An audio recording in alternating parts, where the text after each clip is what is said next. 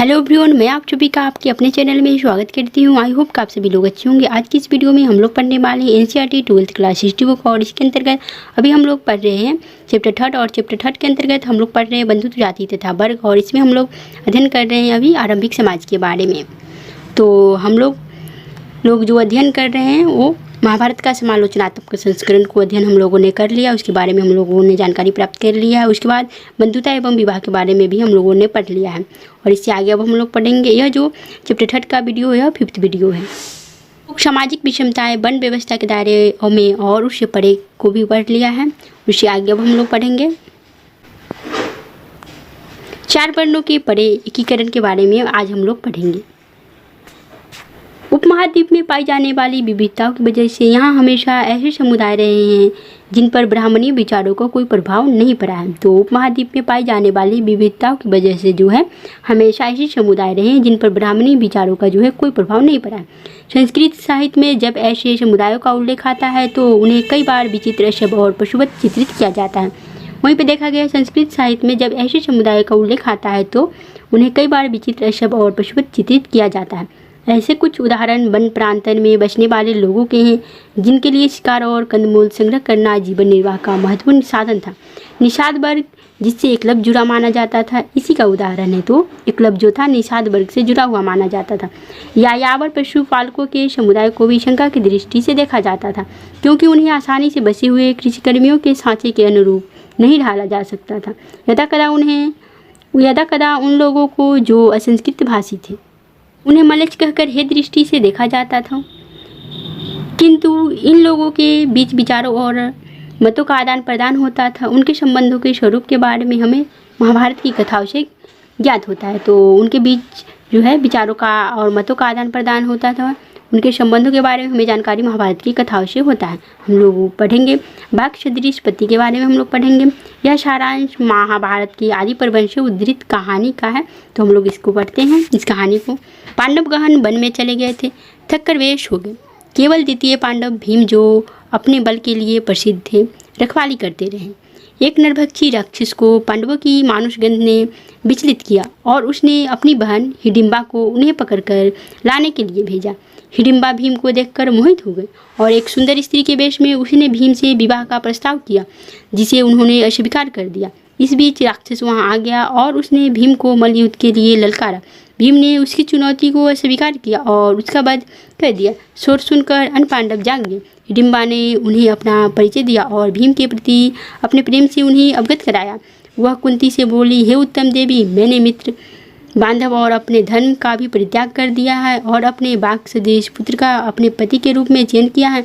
चाहे आप मुझे मूर्ख समझे अथवा अपनी समर्पित दासी, कृपया मुझे अपने साथ ले तथा आपका पुत्र मेरा पति हो। अंततः युधिष्ठिर इस शर्त का पर इस विवाह के लिए तैयार हो गए कि भीम दिन भर हिडिंबा के साथ रहकर रात्रि में उनके पास आ जाएंगे। यह दंपति दिन भर सभी लोगों की सैर करते। समय आने पर हिडिंबा ने एक राक्षस पुत्र को जन्म दिया जिसका नाम घटोत्कच रखा। पश्चात माँ और पुत्र पांडवों को छोड़कर वन में चले गए, किंतु घटोत्कच ने यह प्रण किया कि जब भी पांडवों को उसकी जरूरत होगी वो उपस्थित हो जाएगा। कुछ इतिहासकारों का यह मत है कि राक्षस उन लोगों को कहा जाता था जिनके आचार व्यवहार उन मानदंडों से भिन्न थे जिनका चित्रण ब्राह्मणीय ग्रंथों में हुआ था। अब हम लोग पढ़ेंगे 4 वर्णों के परे अधीनता और संघर्ष के बारे में। ब्राह्मण कुछ लोगों को वन व्यवस्था वाली सामाजिक प्रणाली के बाहर मानते थे। तो ब्राह्मण जो है कुछ लोगों को वन व्यवस्था वाली सामाजिक प्रणाली के बाहर मानते थे। साथ ही उन्होंने समाज के कुछ वर्गों को अस्पृश्य घोषित कर सामाजिक वैषम्य को और अधिक प्रखर बनाया। ब्राह्मणों का यह मानना था कि कुछ कर्म, खासतौर से वे जो अनुष्ठानों के संपादन से जुड़े थे, पुनीत और पवित्र थे। अतः अपने को पवित्र मानने वाले लोग अस्पृश्यों से भोजन नहीं स्वीकार करते थे। पवित्रता के इस पहलू के ठीक विपरीत कुछ काज ऐसे थे जिन्हें खासतौर से दूषित माना जाता था। शवों की अंत्येष्टि और मृत पशुओं को छूने वालों को चंडाल कहा जाता था। तो शवों की अंत्येष्टि और मृत पशुओं को छूने वाले को क्या कहा जाता था? तो चंडाल कहा जाता था। उन्हें वन व्यवस्था वाले समाज में सबसे निम्न कोटि में रखा जाता था। वे लोग जो स्वयं को सामाजिक क्रम में सबसे ऊपर मानते थे, इन चंडालों का स्पर्श, यहाँ तक कि उन्हें देखना भी अपवित्र कार्य मानते थे। तो कुछ वैसे वन व्यवस्था में थे जो सामाजिक क्रम में सबसे ऊपर माने जाते थे वो चंडालों का स्पर्श करना और अपवित्रकारी मानते थे। तो वे लोग देखना भी चंडालों को जो है अपवित्रकारी मानते थे, अच्छा नहीं मानते थे। मनुस्मृति में चंडालों के कर्तव्यों की सूची मिलती है, उन्हें गांव के बाहर रहना होता था। तो मनुस्मृति में जो है चंडालों के कर्तव्यों की सूची मिलती है, उन्हें गाँव के बाहर रहना होता था। वे फेंके हुए बर्तनों का इस्तेमाल करते थे। तो चांडाल जो है फेंके हुए बर्तनों का इस्तेमाल करते थे। मरे हुए लोगों के वस्त्र तथा लोहे के आभूषण पहनते थे, और वहीं पे देखा गया है मरे हुए लोगों के वस्त्र और आभूषण पहनते थे। रात्रि में वे गांव और नगरों में चल फिर नहीं सकते थे। संबंधियों से विहीन मृतकों की उन्हें अंत्येष्टि करनी पड़ती थी। तो संबंधियों से विहीन मृतकों की उन्हें अंत्येष्टि करनी पड़ती थी चांडालों को, तथा बधिक के रूप में भी कार्य करना होता था। चीन से आए बौद्ध भिक्षु फासियन फायान यानी लगभग 5वीं शताब्दी ईस्वी में आए थे। उनका कहना था कि अस्पृश्यों को सड़क पर चलते हुए करताल बजाकर अपने होने की सूचना देनी पड़ती थी, जिससे अनजन उन्हें देखने के दोष से बच जाए। एक और चीनी तीर्थयात्री हुएनसांग लगभग 7वीं शताब्दी ईस्वी में आए थे। उनका कहना था कि बधिक और छुपाई करने वालों को नगर से बाहर रहना पड़ता था। अब ब्राह्मणीय ग्रंथों में चित्रित चांडालों के जीवन का विश्लेषण करके इतिहासकारों ने यह जानने का प्रयास किया कि क्या चांडालों ने शास्त्रों में निर्धारित अपने हीन जीवन को स्वीकार कर लिया था। यदाकदा इन ग्रंथों के चित्रण और ब्राह्मणीय ग्रंथों में हुए चित्रण में समानता है, परंतु कभी कभी हमें एक भिन्न सामाजिक वास्तविकता का भी संकेत मिलता है। तो अब हम लोग पढ़ेंगे बोधिसत्व एक चांडाल के रूप में। क्या चांडालों ने अपने को समाज की सबसे निचली श्रेणी में रखे जाने का प्रतिरोध किया?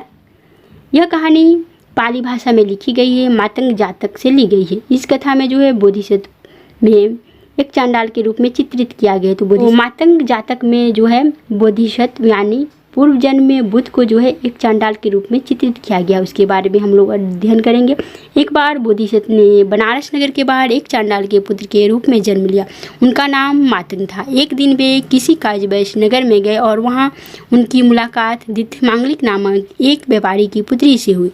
उन्हें देखकर वह चिल्लाई, मैंने कुछ अशुभ देख लिया है। यह कहकर उसने अपनी आंखें धोई। क्रोधित सेवकों ने मातंग की पिटाई की। विरोध में मातंग व्यापारी के घर के दरवाजे के बाहर जाकर लेट के 7वें रोज घर के लोगों ने बाहर आकर दित को उन्हें सौंप दिया। दित उपवास से छिन्न हुए मातंग को लेकर चंडाल बस्ती में आए। वह घर लौटने पर मातंग ने संसार त्यागने का निर्णय लिया। अलौकिक शक्ति हालांकि करने के उपरांत वह बनारस लौटे और उन्होंने दित से विवाह कर लिया। मांड कुमार नामक उनका एक पुत्र हुआ। बड़े होने पर उसने 3 वेदों का अध्ययन किया तथा प्रत्येक दिन वह 16,000 ब्राह्मणों को भोजन कराता था। एक दिन फटे वस्त्र पहने तथा मिट्टी का भिक्षा पात्र हाथ में लिए मातंग अपने पुत्र के दरवाजे पर आए और उन्होंने भोजन मांगा। मांडव ने कहा कि वे एक पतित आदमी प्रतीत होती हैं, अतः भिक्षा के योग्य नहीं है, भोजन ब्राह्मणों के लिए है। मातंग ने उत्तर दिया, जिन्हें अपने जन्म पर गर्व है वह अज्ञानी हैं, वे भेंट के पात्र नहीं हैं। इसके विपरीत जो 2 लोग दोष मुक्त हैं वे भेंट के योग्य हैं। मांडव ने क्रोधित होकर अपने सेवकों से मातंग को घर से बाहर निकालने को कहा। मातंग आकाश में जाकर अदृश्य हो गए। जब दिथमांगलिक को इस प्रसंग के बारे में पता चला तो वह उनसे माफ़ी मांगने के लिए उनके पीछे आए। मातंग ने उससे कहा कि वह उनके भिक्षा पात्र में बचे हुए भोजन का कुछ अंश मांडव तथा ब्राह्मणों को दे। तो इस वीडियो में इतना ही रहेगा। यह टॉपिक हम लोग का समाप्त हो गया है और नेक्स्ट वीडियो में हम लोग पढ़ेंगे जन्म के परे संसाधन और प्रतिष्ठा के बारे में। तो आज के लिए इतना ही रहेगा। वीडियो पसंद आए तो लाइक और चैनल को सब्सक्राइब जरूर कर लीजिएगा।